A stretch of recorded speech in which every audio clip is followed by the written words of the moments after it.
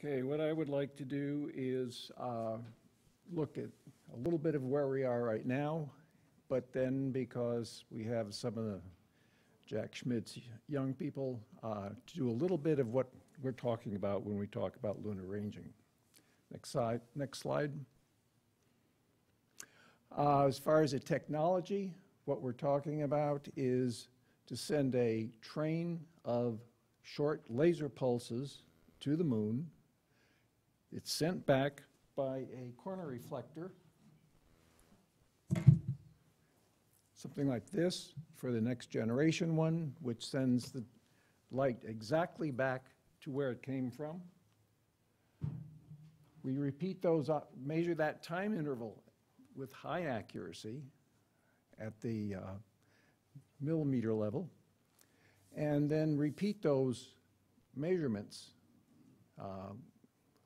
over a long period of time, send that data back to JPL and other groups in order to compare it with the JPL ephemeris, and then use that to extract the science. In particular, certain frequencies typically talk about a given part of physics. For example, we can look at the orbits of the moon and the Earth. They're both falling toward the sun.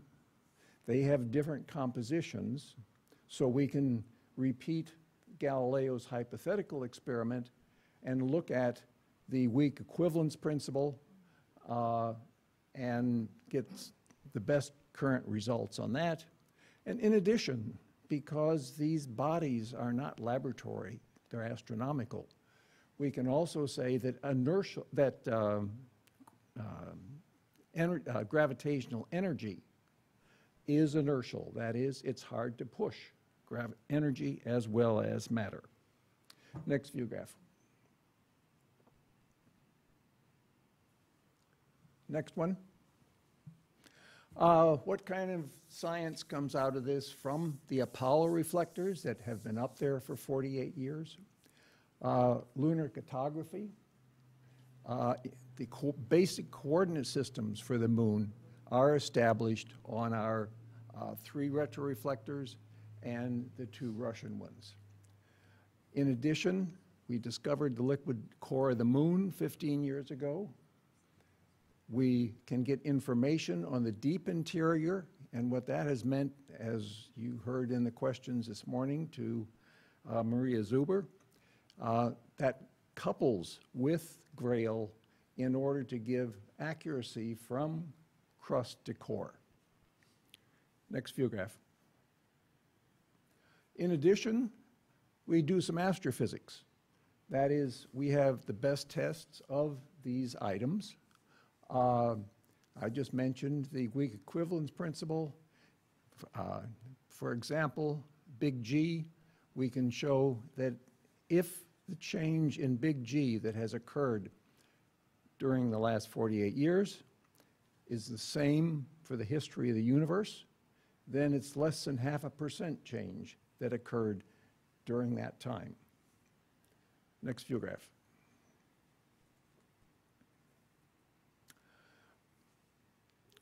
We're talking about a new reflector that is going to give a much higher range accuracy, factor of 100 almost.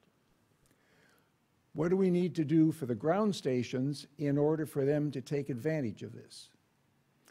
For one, we need to have a laser pulse that's shorter than typical at present, about 10 picoseconds, with a spectral width which is equivalent to the theoretical procedure. This part is pushing a little bit the technology at present. The effects of polarization and station latitude. I'll talk more about that. Timing electronics, current SLR stations, satellite laser ranging stations, have sufficient accuracy for that.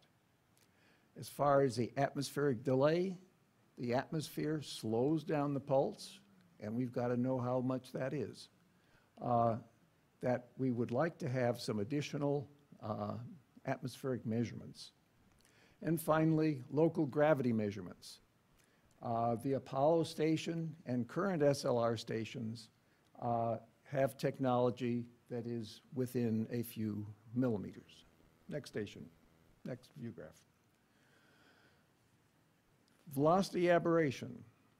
The retroreflector does a wonderful job. We send the pulse up, it sends it back to where it came from.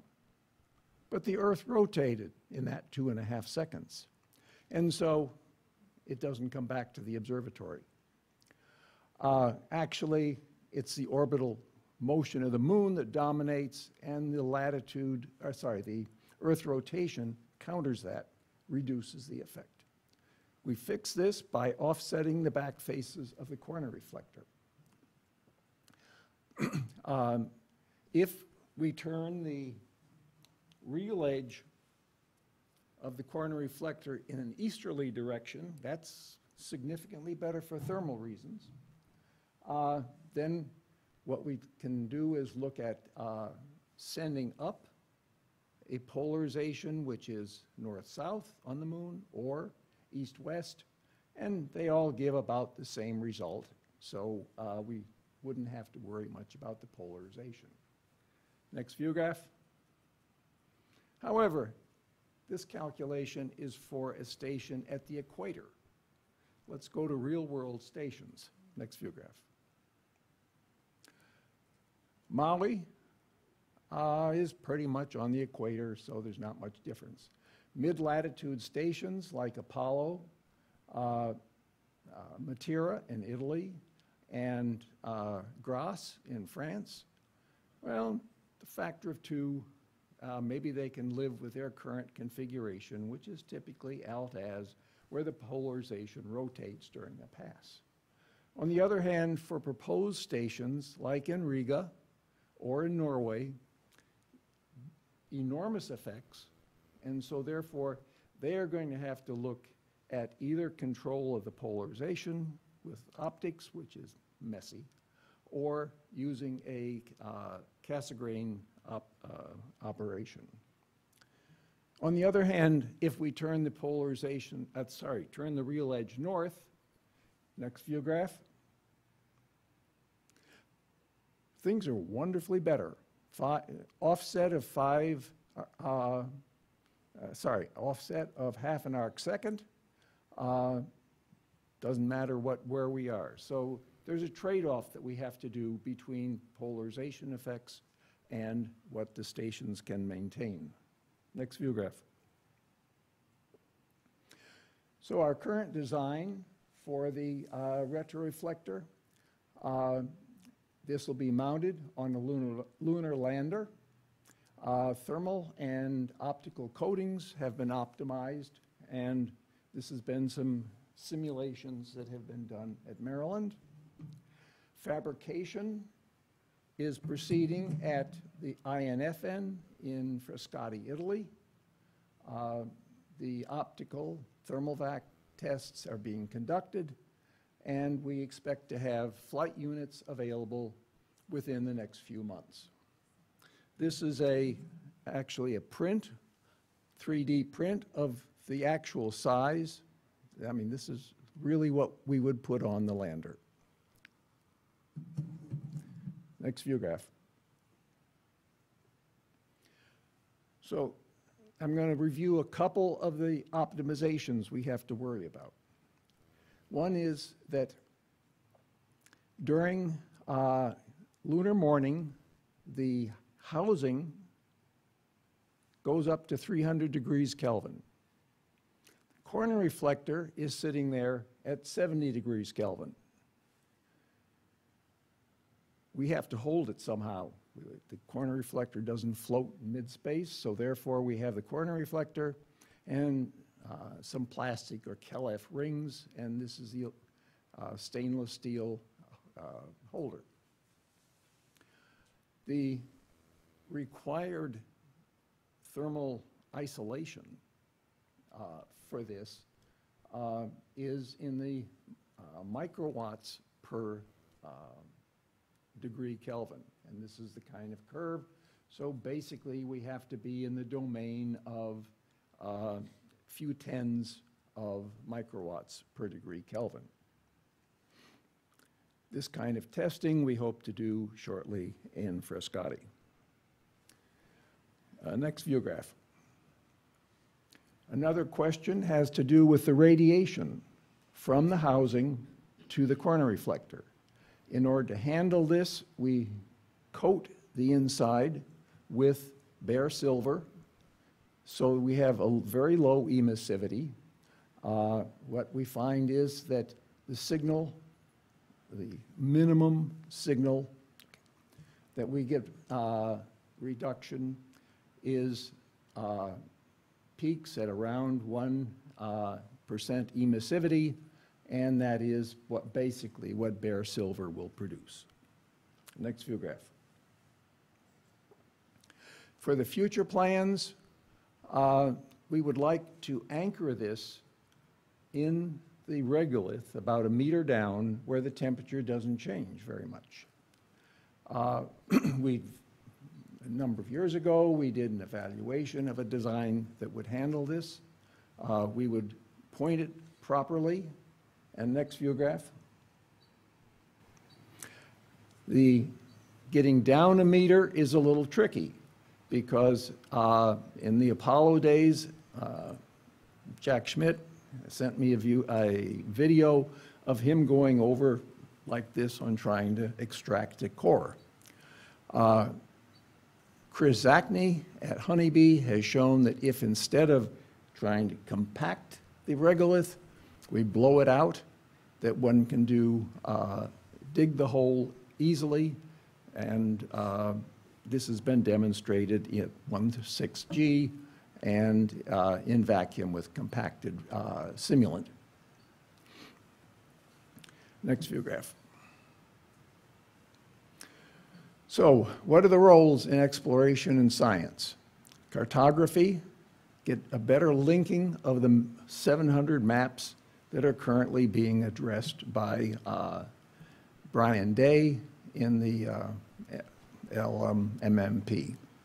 Lunar science, investigation of the deep interior, support the GRAIL mission, and support future lunar geophysical networks and other landers.